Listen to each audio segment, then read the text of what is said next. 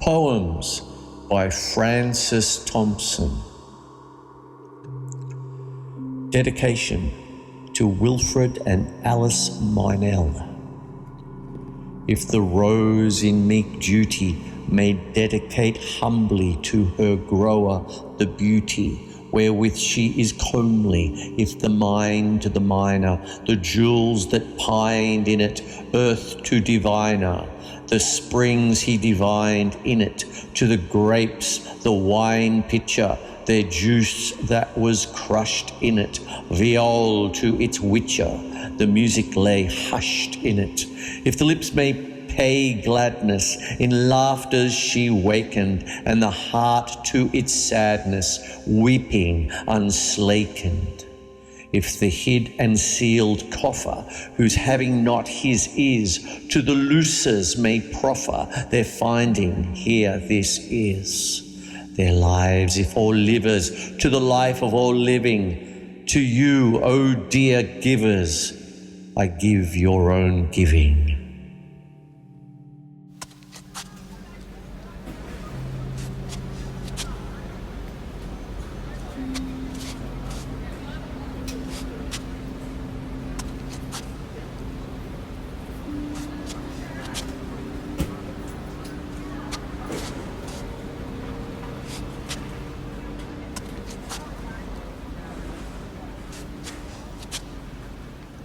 Before her portrait in youth.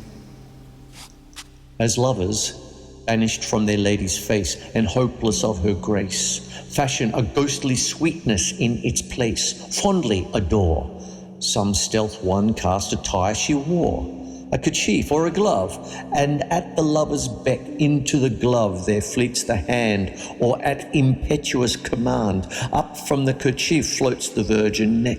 So I, in very lonely head of love, to shyly reverencing, to let one's thoughts light, footfall smooth, tread near the living, consecrated thing.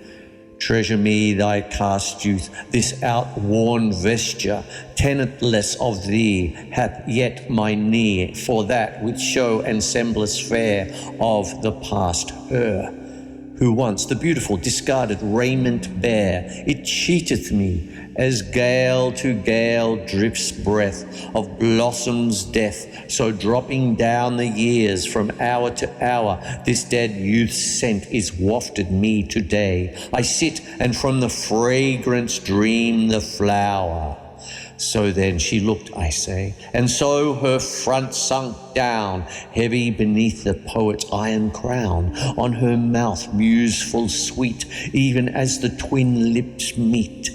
Did thought and sadness greet sighs in those mournful eyes? So put on visibilities, as viewless ether turns in deep on deep to dyes. Thus, long ago, she kept her meditative paces slow, through maiden needs with waved shadow and gleam of locks half lifted on the winds of dream, till love upcaught her to this chariot's glow, yet voluntary, happier Proserpine. This drooping flower of youth thou lettest fall, I, faring in the cock-shut light astray, find on my lated way, and stoop and gather for memorial, and lay it on my bosom, and make it mine. To this, the all of love the stars allow me, I dedicate and vow me.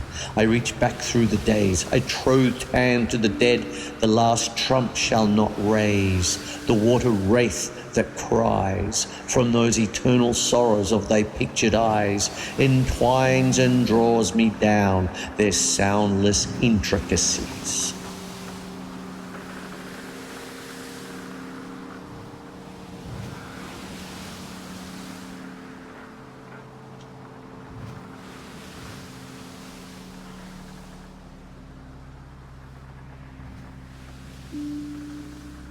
To a poet breaking silence. Too wearily had we and song been left to look and left too long? Yea, song and we too long and look, since thine acquainted feet forsook the mountain where the muses hymn for Sinai and the seraphim. Now in both the mountains shine, dress thy countenance twice divine. From Moses and the muses draw the tables of thy double law, his rod-born fountain castily let the one rock bring forth for thee. Renewing so from either spring the songs which both my countries sing, or we shall fear lest heaven thus long thou shouldest forgot thy native song, and mar thy mortal melodies with broken stammer of the skies.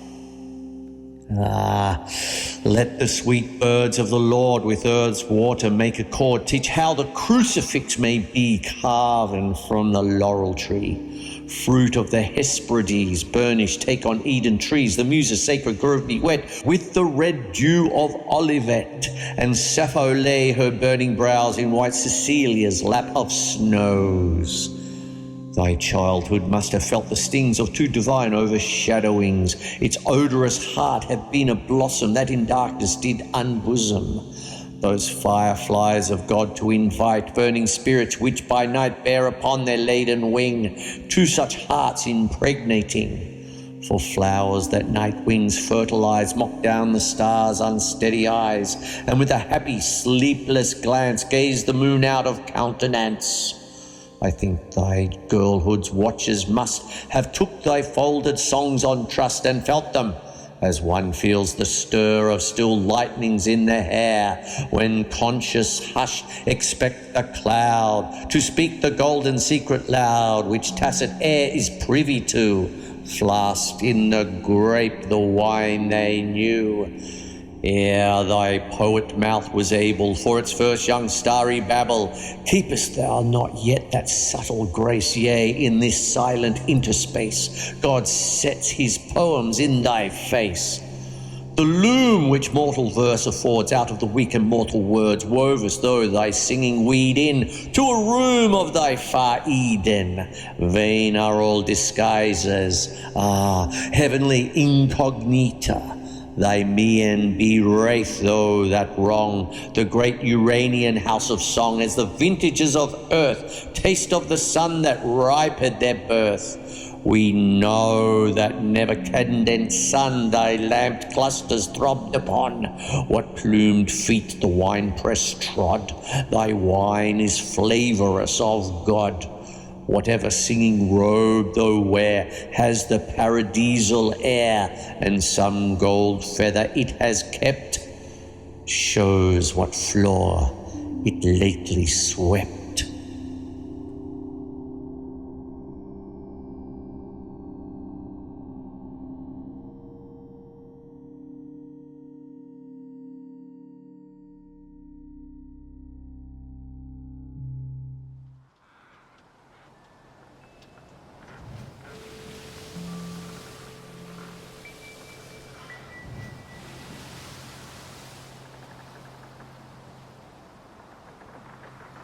Manus animam hinstit. Lady, who holdest on me dominion, within your spirit's arm I stay me fast against the fell. Mitigate ravening of the gates of hell, and claim my right in you most hardly won, of chaste fidelity upon the chaste. Hold me and hold by me, lest both should fall. Oh, in high escalade, high companion, even in the breach of heaven's assaulted wall, like to a wind-sown sapling grow I from the cliffed sweet of your skyward jetting soul, shook by all gusts that sweep it, overcome by all its clouds incumbent. Oh, be true to your soul, dearest, as my life to you, for if that soil grows sterile, then the whole of me must shrivel from the topmost shoot of climbing posy, and my life, killed through, dry down and perish to the foodless root. Sweet summer, unto you this swallow drew by secret instincts inappeasable, that did direct him well, lured from his galled north which wrought him wrong, wintered of sunning song, by happy instincts inappeasable, yes, that led him well, lured to the untried regions and the new climes of auspicious hue. To twitter there and in his singing dwell. But if you, my summer, should grow waste, with grieving skies overcast, for such migration my poor wing was strong, but once it has no power to fare again, for over the heads of men, nor other summers for its sanctuary. But from your mind's chilled sky it needs must drop, and lie with stiffened wings among your soul's forlornest things, a speck upon your memory, alack, a dead fly in a dusty window crack. O therefore you who are, what words, being to such mysteries, as raiment to the body is, should rather hide than tell, chaste and intelligential love, whose form is as a grove hushed with the cooing of an unseen dove, whose spirit to my torch thrills purer far than is the tingling of a silver bell, whose body other ladies well might bear, as soul, yea, which its profanation were, for all but you to take as fleshly woof, being spirit truest proof, whose spirit sure is lineal to that which sang Magnificat, chastest, since such you are, take this curbed spirit of mine, which your own eyes invest with light divine, for lofty love and high auxilia in daily exalt emprise, which outsoars mortal eyes, this soul which on your soul is laid, as maid's breast against breast of maid, beholding how your own I have engraved. On it and with that purging thoughts have laved this love of mine from all mortality. Indeed, the copy is a painful one, and with long labour done. Oh, if you doubt the things you are, lady, come then and look in me. Your beauty, Dian, dress and contemplate. Within a pool to Dian consecrate. Unveil this spirit, lady, when you will, for unto all but you 'tis veiled still. Unveil and fearless gaze there, you alone, and if you love the image, 'tis your own.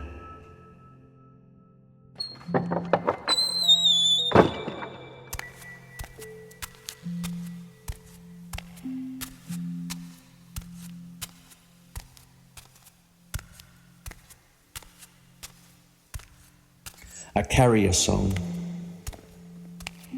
1. Since you have waned from us, fairest of women, I am a darkened cage.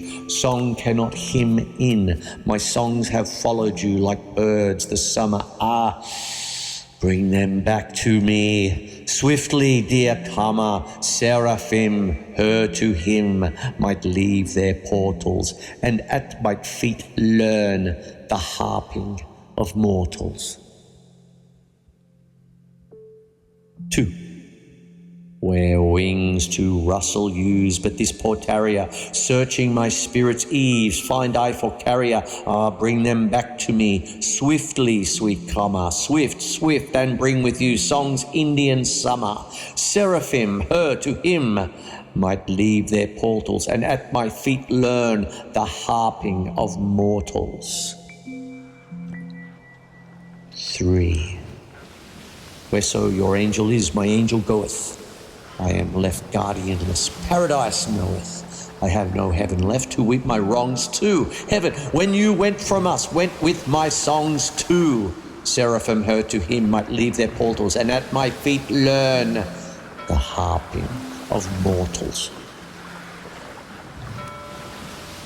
4. I have no angels left, now sweet to pray to. Where you have made your shrine, they are away too. They have struck heaven's tent and gone to cover you, whereso you keep your state. Heaven is pitched over you. Seraphim, go to him, might leave their portals, and at my feet learn the harping of mortals. 5. She that is heaven's queen her title borrows, for that she pitiful beareth our sorrows. So thou, Regina me, spes infirmorum, with all our grieving crowned mater dolorum. Seraphim, her to him might leave their portals, and at my feet learn the harping of mortals. 6. Yet, envious coveter of others' grieving, this lonely longing yet scapeth your reaving, cruel to take from a sinner his heaven. Think you with contrite smiles to be forgiven? Seraphim, her to him might leave their portals, and at my feet learn the harping of mortals. 7. Penitent, give me back angels and heaven. Render your stolen self and be forgiven. How frontier heaven from you, for my soul prays, sweet still to your face in heaven, heaven in your face sweet. Seraphim, her to him might leave their portals, and at my feet learn the harping of mortals.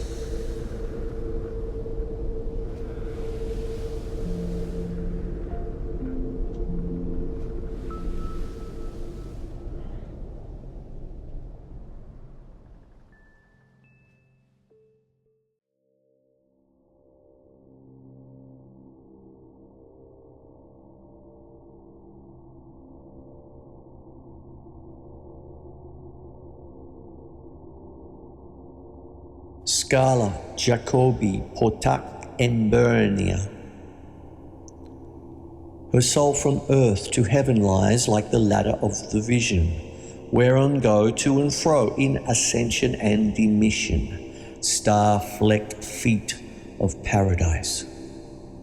Now she is drawn up from me, all my angels wet-eyed, tristful, gaze from great heaven's gate, like pent children very wistful, that below a playmate see.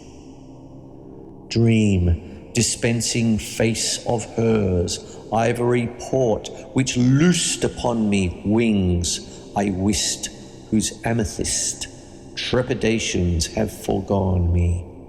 Hespers, fill me traffickers.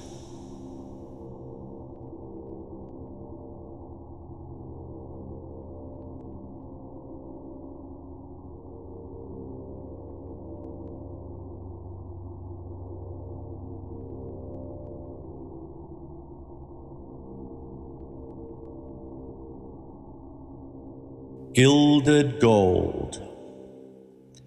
Thou dost to rich attire a grace to let it deck itself with thee, and teachest pomp strange cunning ways to be thought simplicity.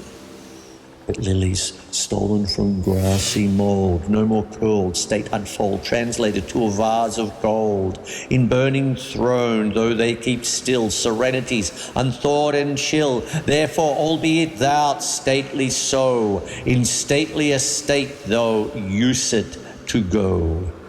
Though jewels should phosphoric burn through those night waters of thine hair, a flower from its translucid urn poured silver flame more lunar fair.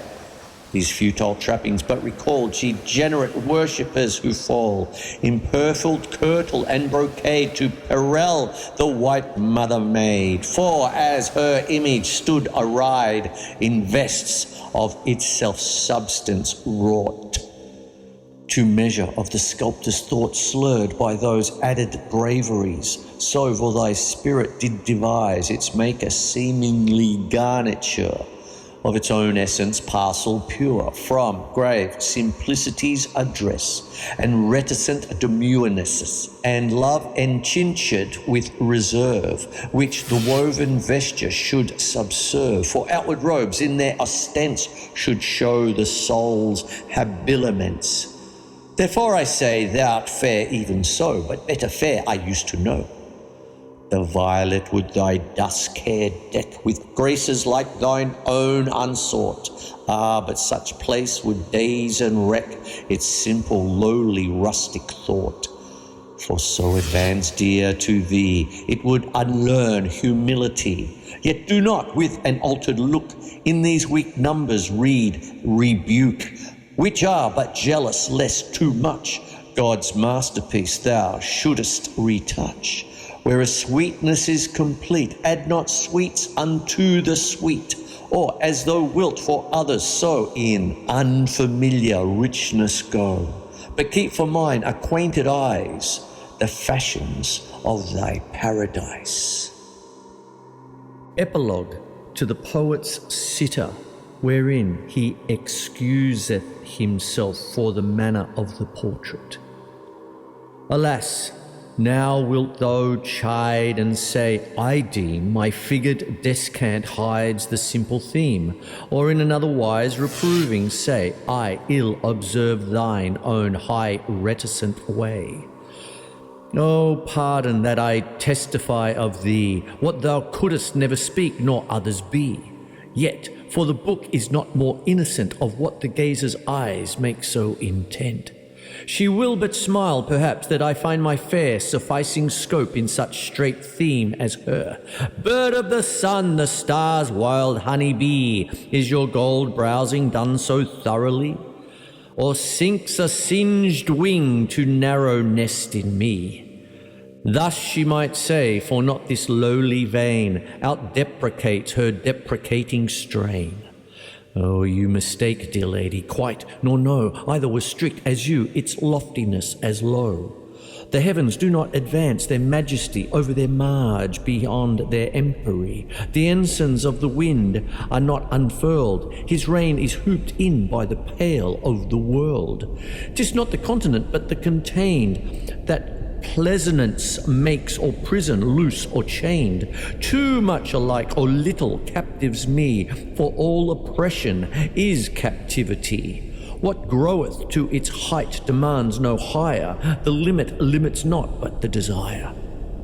Give but my spirit its desired scope, a giant in a pismire I not grope.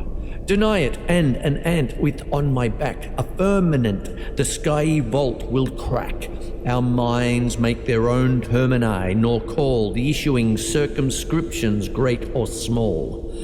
So high constructing nature lessons to us all, who optics give accommodate to see your countenance large as looks the sun to be, and distant greatness less than near humanity. We, therefore, with a sure instinctive mind, an equal spaciousness of bondage find, in confines far or near, of air or our own kind, our looks and longings which affront the stars, most richly bruised against their golden bars. Delighted captives of their flaming spears, find a restraint restrainless which appears, as that is, and so simply natural, in you. The fair detention freedom call, and overscroll with fancies the loved prison wall. Such sweet captivity, and only such, in you as in those golden bars we touch. Our gazers for sufficing limits know the firmament above, your face below. Our longings are contented with the skies, contented with the heaven and your eyes. My restless wings that beat the whole world through flag on the confines of the sun and you, and find the human pale, remoter of the two.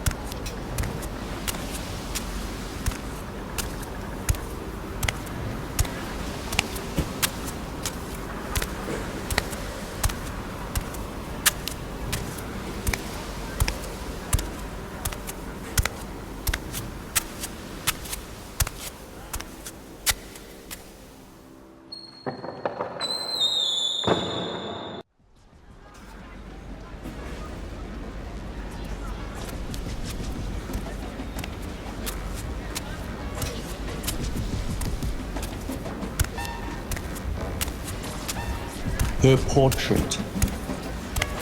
Oh, but the heavenly grammar did I hold of that high speech which angels' tongues turn gold.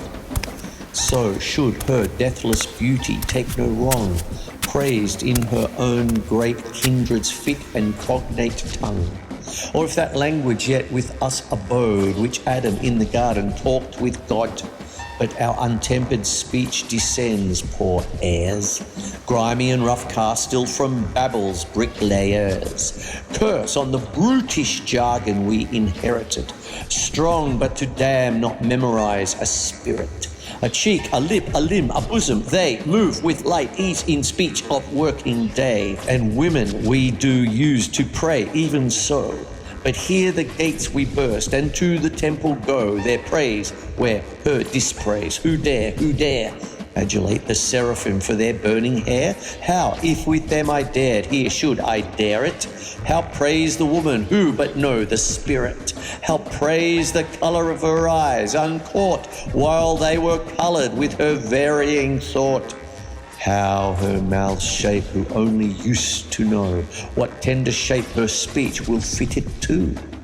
Or her lips' redness when their joined veil song's fervid hand has parted till it wore them pale? If I would praise her soul temerarious, if all must be mystery and hieroglyph, heaven which not oft is prodigal of its more, to singers in their song too great before, by which the hierarch of large posy is restrained to his once sacred benefice, only for her the salutary awe relaxes and stern canon of its law. To her alone concedes pluralities, in her alone to reconcile agrees, the muse, the graces, and the charities. To her who can the trust so well conduct, to her it gives the use, to us the usufruct. What of the dear administress then may I utter, though I spoke her own carved perfect way? What of her daily gracious converse known, whose heavenly despotism must needs dethrone, and subjugate all sweetness but its own? Deep in my heart subsides the infrequent word, and there dies slowly throbbing like a wounded bird. What of her silence that outsweetens speech? What of her thoughts high marks were mine own thoughts to reach? Yet Chaucer's antique sentence so to turn. Most gladly will she teach and gladly learn, and teaching her by her enchanting art, the master threefold learns for all he can impart. Now all is said, and all being said, me, there yet remains unsaid the very she. Nay, to conclude, so to conclude I dare, if of her virtues you evade the snare, then for her faults you'll fall in love with her.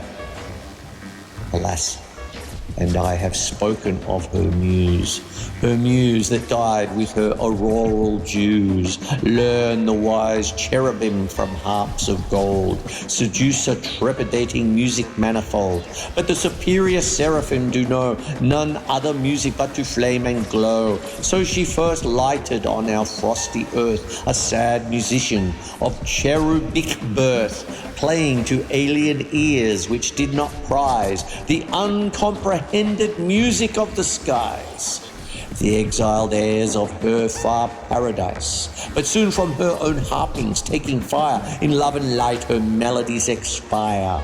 Now heaven affords her for her silenced hymn a double portion of the seraphim. At the rich odours from her heart that rise, my soul remembers its lost paradise. Antenatal glows blow from heaven's shores of spice. I grow essential all, uncloaking me from this encumbering virility, and feel the primal sex of heaven and poetry. And parting from her, in me linger on vague snatches of Uranian antiphon. How to the petty prison could she shrink of femininity, Nay, but I think in a dear courtesy her spirit would, woman, assume for grace to womanhood. O votaress to the virgin's sanctitude, of reticent withdrawal, sweet-courted pale, she took the cloistral flesh, the sexual veil of her sad sisterhood, the habit of cloistral flesh which founding Eve endured. Thus do I know her but from what men call beauty, the loveliness corporeal. Its most just phrase a thing improper were, to singer or to listener, me or her.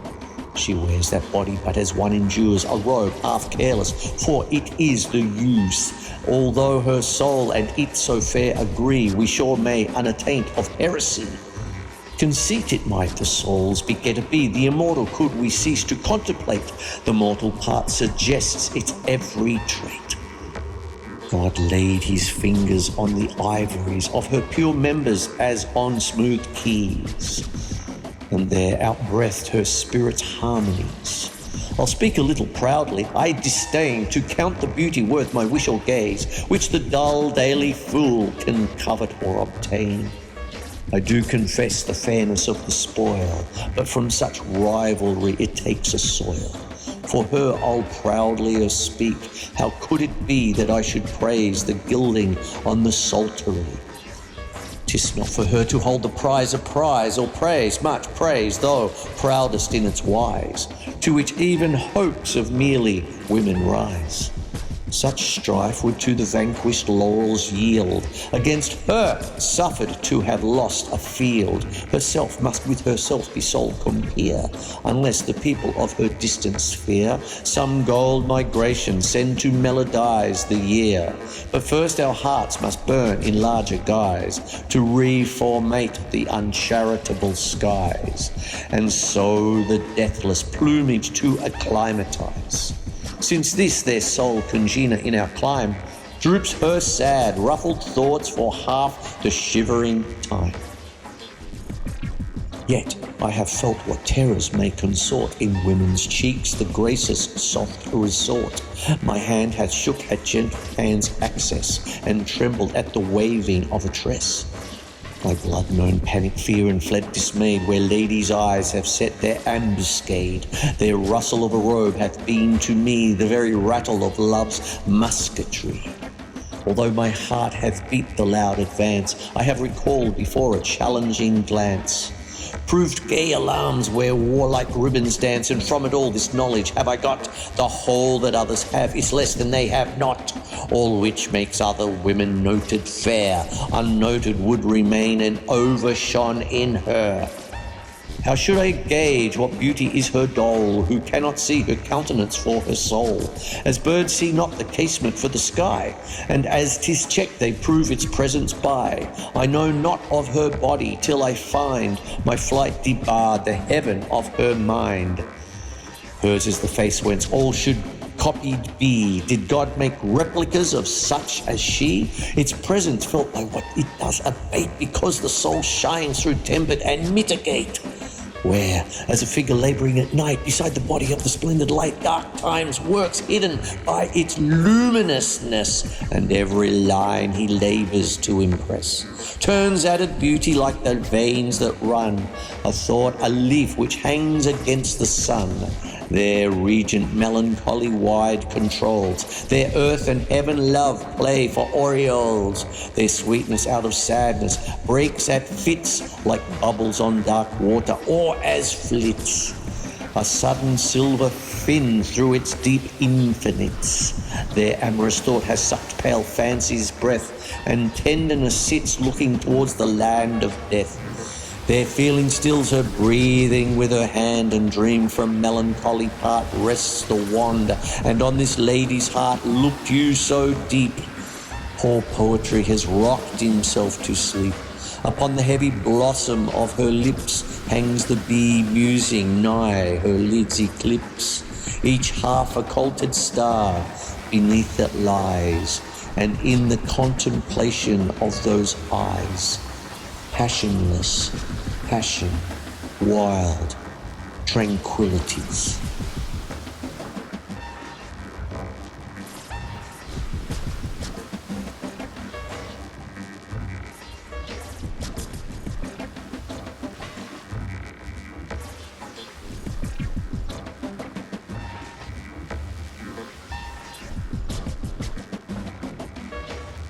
Epilogue to the poet's sitter, wherein he excuseth himself for the manner of the portrait.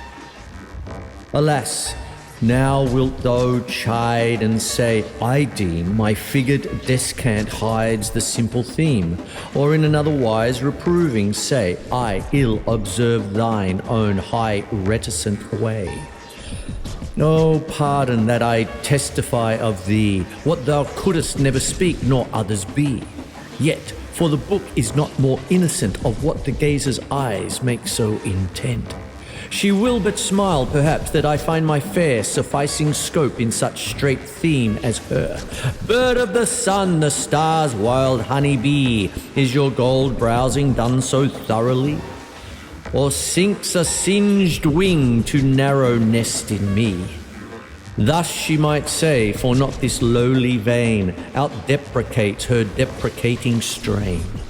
Oh, you mistake, dear lady, quite, nor know either was strict as you, its loftiness as low. The heavens do not advance their majesty over their marge beyond their empery. The ensigns of the wind are not unfurled. His reign is hooped in by the pale of the world.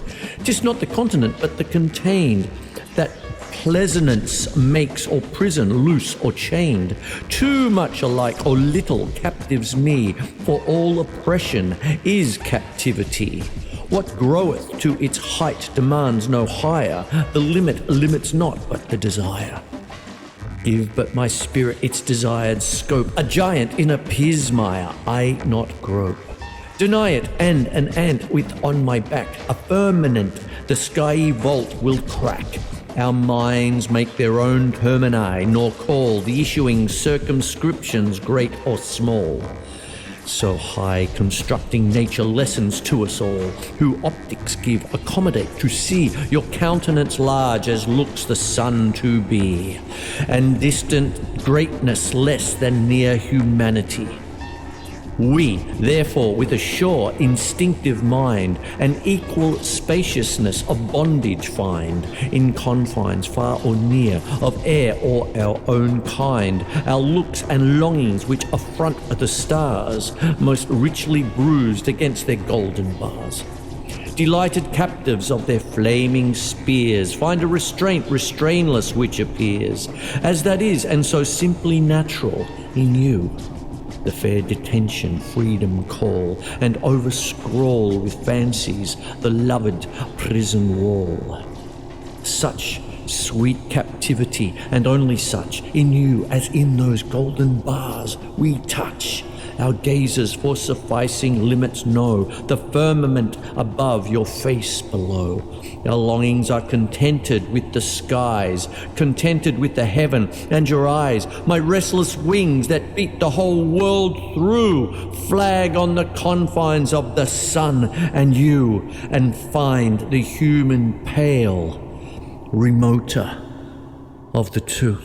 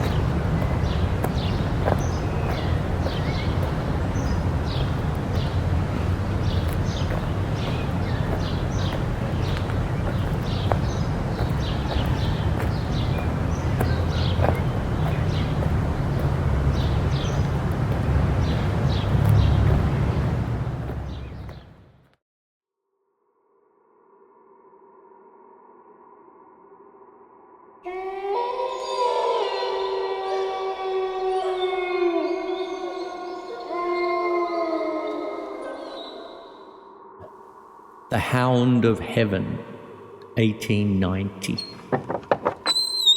I fled him. Down the nights and down the days I fled him. Down the arcs of the years I fled him. Down the labyrinthian ways of my own mind, and in the mist of tears I hid from him, and under running laughter, up vistayed hopes I sped, and shot precipitated, adown titanic glooms of chasmed fears. From those strong feet that followed after, but with unhurrying chase, an unperturbed pace and deliberate speed, majestic instancy, they beat, and a voice beat more instant than the feet. All things betray thee who betrayest me. I pleaded outlaw-wise by many a hearted casement, curtained red, trellised with intertwining charities. For though I knew his love who followed, yet was I sore adread, lest having him I must have naught beside. But if one little casement parted wide, the gust of his approach would clash it too. Fear wist not to evade, as love wist to pursue. Across the margent of the world I fled, and troubled the gold gateways of the stars, smiting for shelter on their clanged bars, fretted to dulcet jars and sylvan chatter, the pale ports of the moon. I said to dawn, be sudden, to eve, be soon. With thy young skiey blossoms heap me over from this tremendous lover. Float thy vague veil about me, lest he see. I tempted all his servitors, but to find my own betrayal in their constancy. In faith to him, their fickleness to me, their traitorous trueness and their loyal deceit. To all swift things for swiftness did I sue, clung to the whistling mane of every wind, but whether they swept smoothly fleet the long savannas of the blue, or whether, thunder-driven, they clanged his chariot thwart a heaven, plashy with flying lightnings round the spurn of their feet, fear wist not to evade, as love wist to pursue. Still with unhurrying chase and unperturbed pace, deliberate speed, majestic instancy, came on the following feet, and a voice above their beat. Naught shelters thee, thou wilt not shelter me. I sought no more than after which I strayed, in face of man or maid, but still within the little children's eyes seems something that replies. They at least are for me, surely for me. I turned me to them very wistfully, but just as their young eyes grew sudden fair, with dawning answers there, their angel plucked them from me by the hair. Come then, ye other children, nature's share with me, said I, your delicate fellowship. Let me greet you lip to lip, let me twine with your caresses, wantoning with our lady mother's vagrant tresses, banqueting with her in her wind-walled palace, underneath her azured days, quaffing as your taintless way is from a chalice. Lucent weeping out of the dayspring, so it was done. I in their delicate fellowship was one. Through the bolt of nature's secrecies, I knew all the swift importings on the wilful face of skies. I knew how the clouds arise, spumed of the wild sea's snortings. All that spawn or dies, rose and drooped with, made them shapers of mine own moods, or wakeful or divine. With them joyed and was bereaven. I was heavy with the even, when she lit her glimmering tapers round the day's dead sanctities. I laughed in the morning's eyes. I triumphed and I saddened with all weather. Heaven and I wept together, and its sweet tears were salt with mortal mine. Against the red throb of its sunset heart I laid my own to beat and share comingly heat, but not by that was eased my human smart. In vain my tears were wet on heaven's grey cheek, for we know not what each other says. These things and I in sound I speak, their sound is but their stir, they speak by silences. Nature, Poor stepdame cannot slake my drouth. Let her, if she would owe me, drop yon blue bosom veil of sky and show me the breasts her tenderness. Never did any milk of hers once bless my thirsting mouth. Nigh and nigh draws the chase, with unperturbed pace, deliberate speed, majestic instancy. And past these noir defeat a voice comes yet more fleet. Lo, naught contents thee, who contentest not me. Naked I wait thy love's uplift stroke. My harness piece by piece thou hast hewn from me, and smitten me to my knee. I am defenceless utterly. I slept, methinks, and woke, and slowly gazing find me stripped in sleep. In the rash, lusty head of my young powers, I shook the pillaring hours and pulled my life upon me, grimed with smears. I stand amid the dust over the mounded years. My mangled youth lies dead beneath the heap. My days have crackled and gone up in smoke, have puffed and burst, and sun starts on a stream. Yea, faileth now even dream, the dreamer and the lutenist, even the linked fantasies in whose blossomy twist I swung the earth, a trinket at my wrist, a yielding cords of all too weak account. For earth with heavy grief so overplussed, is thy love indeed a weed, albeit an amaranthine weed, suffering no flowers except its own to mount. Must, designer infinite, must thou char the wood here thou canst limn with it? My freshness spent its wavering shower, I the dust, and now my heart is a broken fount, wherein tear drippings stagnate, spilt down ever from the dank thoughts that shiver upon the sighful branches of my mind. Such is what is to be, the pulp so bitter, how shall taste the rind? I dimly guess what time in mist confounds, yet ever and anon a trumpet sounds from the hid battlements of eternity. Those shaken mists a space unsettle, then round the half-glimpsed turrets slowly wash again, but not here whom summoneth I first have seen enwound with glooming robes purpureal, cypress crowned. His name I know, and what his trumpet saith, whether man's heart or life it be which yields thee harvest, must thy harvest fields be dunged with rotten death. Now of that long pursuit comes on at hand the brute that voices round me like a bursting sea. And is thy earth so marred, shattered in shard on shard? Lo, all things fly thee, for thou fliest me. Strange, piteous, futile thing, wherefore should any set thee love apart? Seeing none but I make much of naught, he said, and human love needs human meriting. How hast thou merited of all man's clotted clay the dingiest clot? Alack, thou knowest not how little worthy of any love thou art. Whom wilt thou find to love ignoble thee? Save me, save only me. All which I took from thee I did but take, not for thy harms, but just that thou mightest seek it in my arms. All which thy child's mistake fancies as lost, I have stored for thee at home. Rise, clasp my hand and come. Halts by me that footfall, is my gloom after all. Shade of his hand outstretched caressingly. Fondest, blindest, weakest, I am he whom thou seekest.